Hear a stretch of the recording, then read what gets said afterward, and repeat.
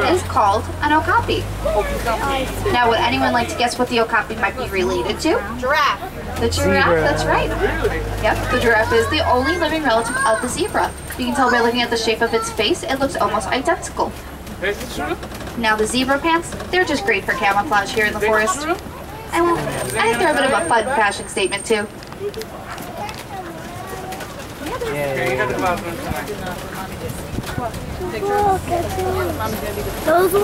Wait, you see something? Yeah.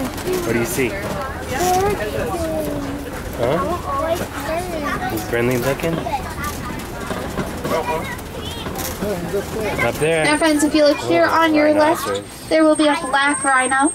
He's up there. It's his Now butt. we're very lucky. There are only about 3,200 black rhino left in the entire world. And none are left in the wild. They are completely extinct.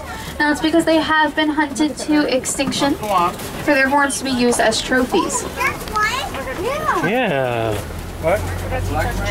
Now friends, just to let you know, I'm afraid that we won't be able to stop for every animal on the safari. And when we do, the stops will be short like that. So just make sure to have your cameras ready so that you can get the best pictures possible. Hey, animal. That's a cardinal. It's in the wild. Now black rhino, they're actually a lot smaller than people expect. They only weigh about 3,000 pounds. Yay. See the red bird? There's a red bird. Now here on the left, there are going to be some kind of orangey colored antelope. You might see them best from past the bamboo as we go past. And those are called bongo. Now they are known as the ghosts of the forest. And that's because they're often very elusive and hard to find. Bongo. Bongo. Now friends, coming up ahead, there are 3 different roads we could take. But I won't lie to you, 2 of them are kind of boring. So would you guys like to go to the river? Yeah. Alright, then we'll go to the river. I'm just afraid we won't be doing any swimming. That's because here in the Safi River, we can actually sometimes find Nile crocodile. And I don't know about you guys, but I don't want to swim with a crocodile. And if you do, please do that on your own time and don't involve me. There's the crocodile. So if you have to run away from whatever, I'll actually tell you that crocodiles are unable to make quick or short turns, so you should actually run a zigzag pattern. Now don't get me wrong, I hope you never have to use that information. But if you do, just remember, I saved your life. Now here on the left, these are Nile hippopotamus. Now to be quite honest with you, I don't think I'd much like to swim with a hippo either. They are the most aggressive of the land animals. He just stretches his mouth. Hi friends, please just make sure that everyone stays seated for me, including the children. Thank you. Now these big white birds here on the island, they are called pink-backed pelicans. However, I'm afraid they won't have any pink-backs right now because it's not mating season. The way I remember their names is I kind of think about when you see your crush and you're all embarrassed so you blush. That's what the birds will do. Only it'll be on their backs, not their cheeks. Now friends, coming up ahead, we are going to cross over this rickety old bridge, so hold on tightly. I don't want anyone getting jostled around or anything. Look at the nets on the top. We're at an old bridge too. Look at those nets still up there. Now down below on the left, those are Nile crocodile. You might see that one there with its mouth open, but he's not smiling at you. After all, never smile at a crocodile, right? He's actually cooling himself off. You see, since they are cool-blooded creatures, they're unable to sweat, so they actually just open their mouths to release all the hot air from their bodies. I bet you know some people like that, huh? Alright, my friends, now we've left the river and we've left the forest, which means we need a new place to go. So how does the savannah sound? Good, yeah, good. I'm glad you guys want to go, because I wasn't going to give you an option. But that's only because the savannah is home to many famous African animals that are usually fan favorites, so I think you guys might really like it. Plus, just between you and me, it's kind of the only thing ahead of us. Now, the savannah, of course, is also famous for some interesting plant life, and a great example of that plant life is here on our grave. This tree is called a baobab, though it is also known as an upside-down tree. Now it gets that name because it kind of looks like it has roots sticking up into the air. Those are indeed its branches. It's just that it goes leafless for 9 months out of the year to help itself conserve water in such warm environments. And thanks to that water conservation, the trees are able to live for thousands of years. I've even heard rumors that that one there is over 2,000 years old. Pretty cool, huh? And friends, I have a bit of an important question for you guys. Where is everyone visiting from? Oh, New York, yes. I think I heard Delaware earlier. Yes. Philadelphia. Philadelphia. Very Dallas. Oh, with Daddy. See the giraffes? Oh, very cool. Now we're all just kind of like a mixed little bunch of friends here, huh? What are those, Dad, with the big horns? Hey, Now see coming it? up on our right, you will see 3 different animals, in fact. Now there will be giraffe. The giraffe species we find here are called Maasai giraffe. We will get closer to them. And the brown cows with the long horns are called Ankole cattle. And then I do see Patterson eland as well. They just went somewhere, but I'm sure we will see them again. Yep, there he is, and that is a male. We know that because he weighs about 2,000 pounds and is more gray in color, whereas females are more tan and weigh about 1,000 pounds. Now here on the left, inside of this cave, those are spotted hyenas. John. John just in the cave right now. Now hyenas are one of the many animal species that form matriarchies, which means it is the females in charge. Yeah. And typically the females are larger than the males. Now the Ankole cattle up ahead. There will be some on our left on, kind of as we pass. Got him, look. They are the only domesticated animals that are found on the reserve. Look, he's on the road. Cow crossing. He's on the road. This is actually very good for us though, because we can see that white Ankole cattle there. Now she's actually very important. Would you guys like to know why? No, she's just my favorite animal on the reserve, and I think she's really pretty. Now this one here, actually that just crossed, she's the mama. She's the mama? Do they say move? No, that's going to be the Patterson's eland, wherever they went. There they are. They're further down. Yep. By some baby giraffes, in fact.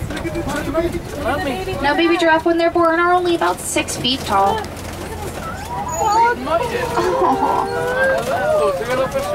Now, let's see, there will be more babies coming up on our left, but I'm afraid we won't be able to stop, so we're going to have to just keep going really slowly past them. And the one antelope that's walking amongst the babies that just made the one scared, branch? that's the Patterson's eland male. It just has a big branch in its mouth. Now Maasai giraffe, males grow to be about 20 feet tall, while females are usually around 15 feet tall. Let's see him with the branch.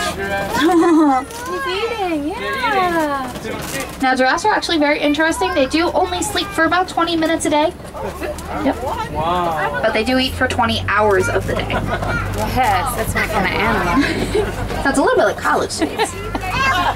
Now here on the left, that is a female Patterson's eland. So you can really see the difference between the two in color and size.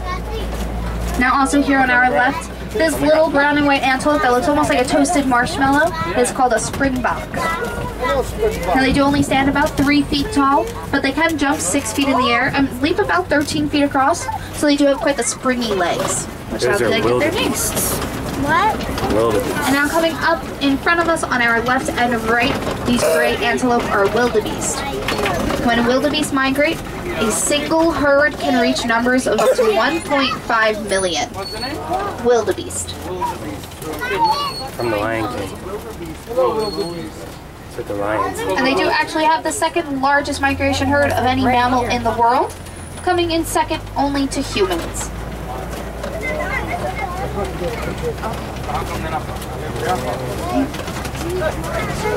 They don't always migrate, so right now I guess it's just kind of an off season for them. Though I don't see 1.5 million out here, so I guess a lot of them are migrating.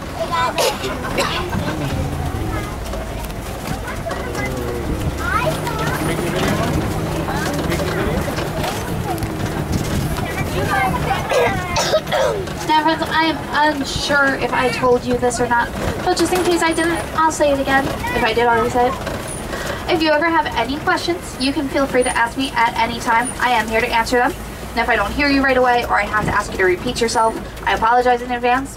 It can just be very hard to hear from all the way up here.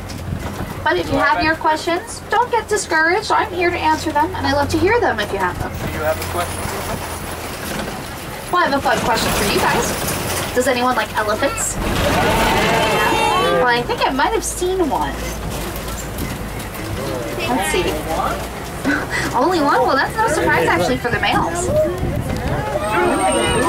Now I'm actually actually going to go a little bit closer because I know a good spot to see it. Oh, I see it. I see it. I see it. I found it. Now, we can actually assume that that's a male elephant since he's by himself. The reason for that is that male elephants are kicked out of their herds once they become adults. That's because they're often too aggressive with the young. Now, elephants are another animal species that form matriarchies, which means it's the females in charge, and the females do stay with their herds forever. Now, typically it is the oldest and the wisest female in charge, so kind of like grandma.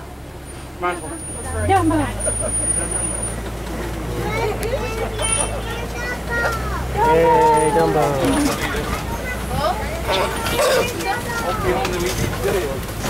Now friends, up ahead we're going to have to cross over this rickety old bridge, but I have two bits of good news. One, I've actually been fixing up the bridge myself, so we should be fine, because Hakuna Matata, right? It means no worries. But the second bit of good news is that there was another truck in front of us, and they clearly didn't fall through, so they were our guinea pigs. Now we will make it across in one piece, of course we will. I won't lie to you guys, I'm not an engineer. I don't know why they put me in charge of fixing up this bridge. But let's be honest, what kind of safari guide would I be if I didn't keep you safe? Now we are entering in on some red clay pits, and elephants actually eat red clay from time to time in order to get mineral in their diet that they're lacking. But I don't know if that's good for people, I don't really recommend it. Now here on the right, there will be tusk marks in the clay. So it looks like our friend back there before, he might have had a bit of a snack.